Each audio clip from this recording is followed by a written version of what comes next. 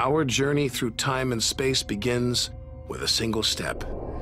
At the edge of space, only 60 miles up, just an hour's drive from home. Down there, life continues. The traffic is awful, stocks go on trading, and Star Trek is still showing.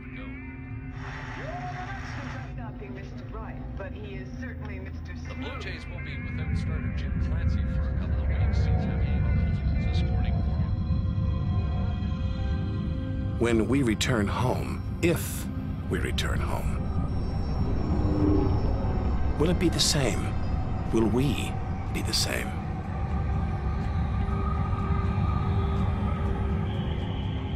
We have to leave all this behind to dip our toes into the vast, dark ocean.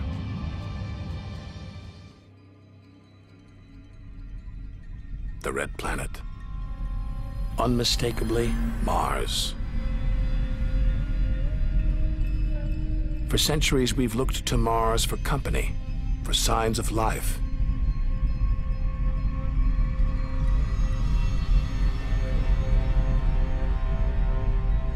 Could there be extraterrestrial life here? Are we ready to rewrite the history books, to tear up the science books, to turn our world upside down? What happens next could change everything.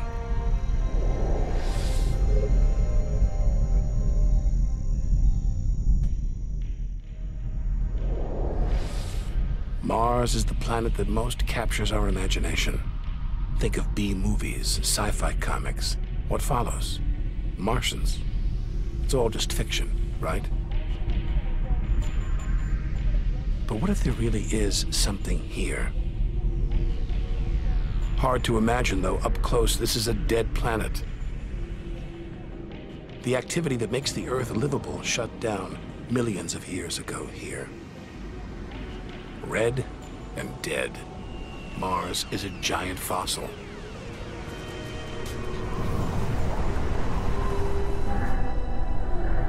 Jupiter. What a monster. At least 1,000 times bigger than Earth, so vast you could fit all the other planets inside it. Something this massive dominates its neighbors. Its gravity is pulling the asteroids apart.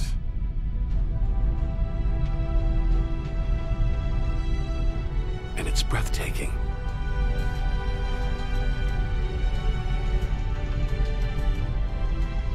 But this beauty is a beast. It's almost all gas. Land here and we'd sink straight through its layers into oblivion.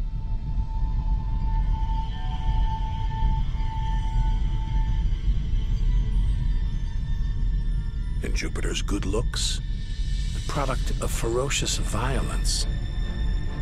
It's spinning at an incredible rate, whipping up winds to hundreds of miles an hour, contorting the clouds into stripes, eddies, whirlpools. And this, the legendary Great Red Spot. The biggest, most violent storm in the solar system. At least 3 times the size of Earth, it's been raging for over 300 years.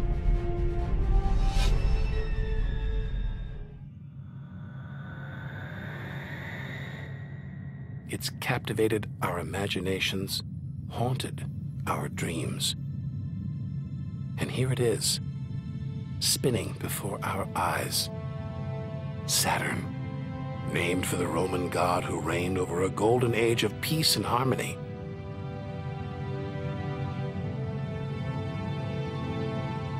This planet's a giant ball of gas, so light it would float on water. Its spectacular rings would stretch almost from Earth to the moon.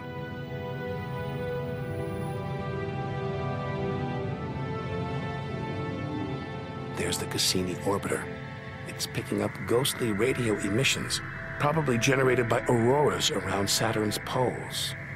This is the real music of the spheres. Cassini's telling us where these rings came from. They're the remnants of a moon shattered by Saturn's gravitational pull. Incomparable beauty from total destruction.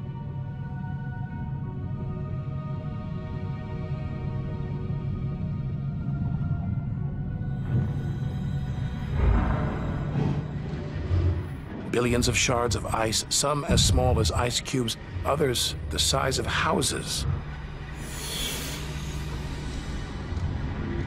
They collide, break apart, reassemble. We're in the solar system's outer reaches.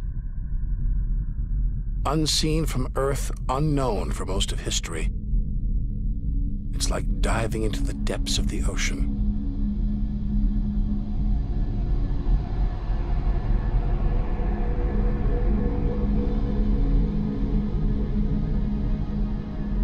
Those rings make it look like Uranus has been tilted off its axis, toppled over by a stray planet.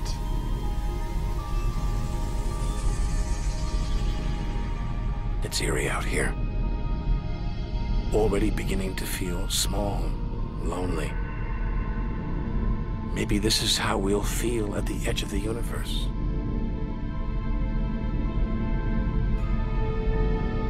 But we've barely left the shore. If the solar system was 1 mile wide, so far we've traveled about 3 inches.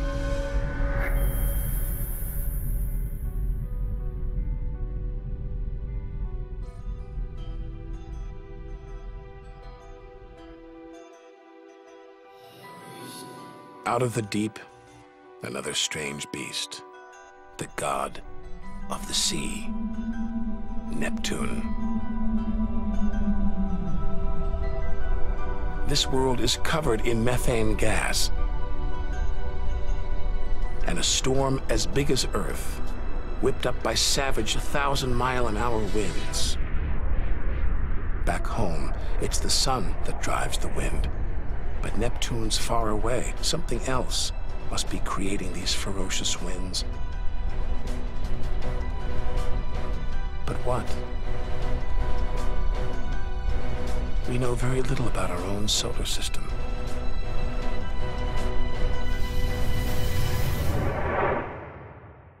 And that's it. No more moons, no more planets in our solar system. It's getting colder. We're getting further from the sun, slipping from the grip of its gravitational tentacles. But this isn't a void. It's teeming with frozen rocks, like Pluto. Until recently, we thought Pluto was alone. Beyond it, nothing. We were wrong. More frozen worlds. Discoveries so new nobody can agree what to call them. Plutinos, ice dwarfs, cubiwanos. Our solar system is far more chaotic and strange than we had imagined.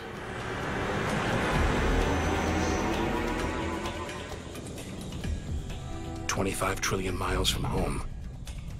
A 150,000-year ride in the space shuttle. And we've only just reached the first solar system beyond our own. Alpha Centauri. Not 1, but 3 stars, spinning around each other, locked in a celestial standoff. Each star's gravity attracting the other, their blazing orbital speed keeping them apart.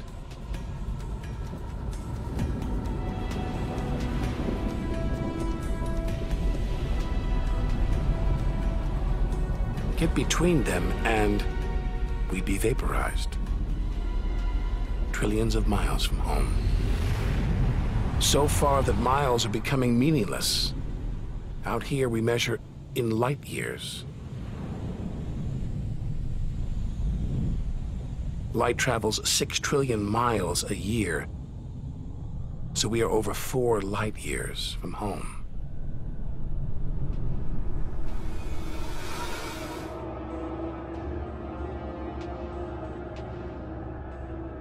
But this, it's not a star. Not a planet. Not like anything we've seen.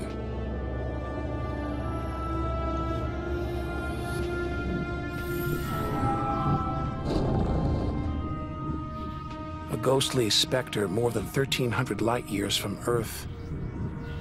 Orion's dark cloud. Nebula. Vast, glowing clouds of gas hanging in space. With no wind out here, they'll take thousands of years to disperse. They seem to be forming a vast stellar sculpture. Nature is more than a scientist, an engineer. It's an artist on the grandest of scales.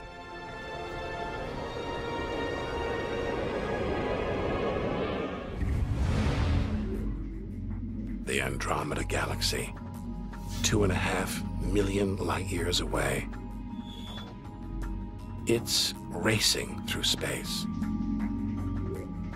Everything blown apart, like shrapnel in an explosion. We're seeing this galaxy as it was when our ape-like ancestors first walked on the African plains.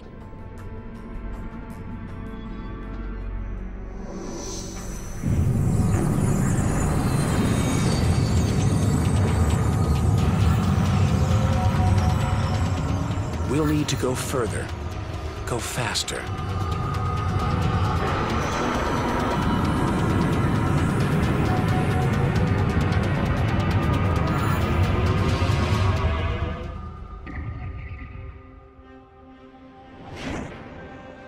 $8 billion light years from home, more galaxies.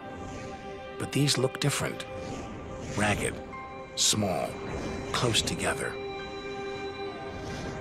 We're so far back in time, we're seeing these galaxies as they were before the Earth was born. They're still young, still growing. We're getting close to where and how it all began.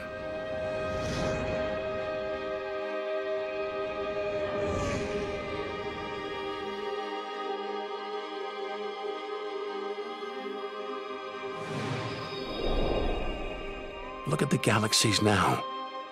They're more like primitive plankton, floating in a vast dark ocean.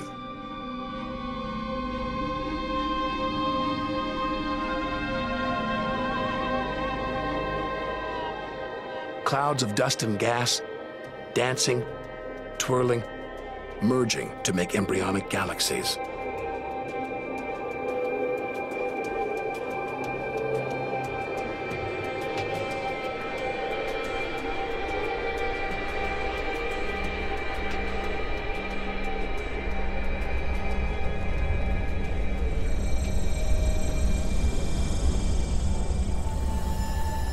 This is it.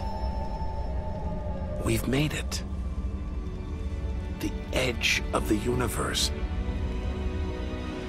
80 billion trillion miles from home. 13.5 billion years ago.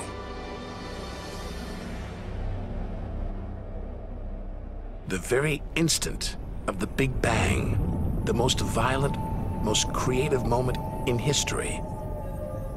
Everything that's ever happened follows from this moment.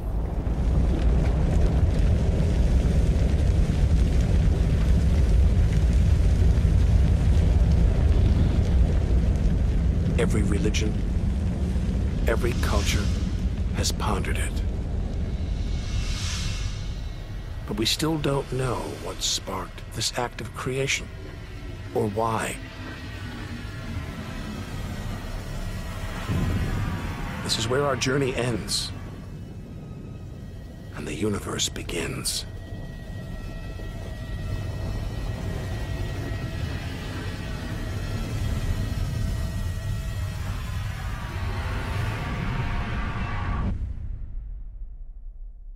An infinitely hot, small, dense point erupts.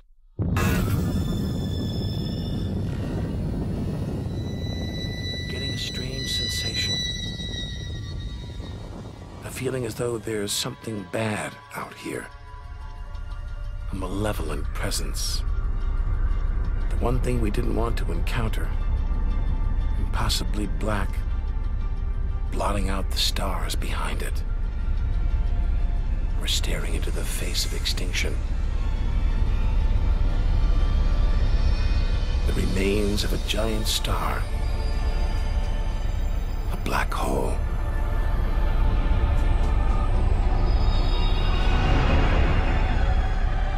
Far denser than a pulsar. And impossible to resist.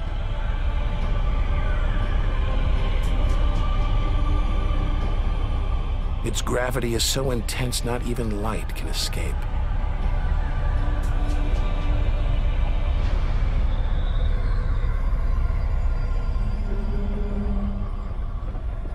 This asteroid, it's a lump of solid rock, but it's actually stretching, being dragged towards the gaping hole. Inside, there's no matter as we know it. No time, no space. All the rules of physics collapse.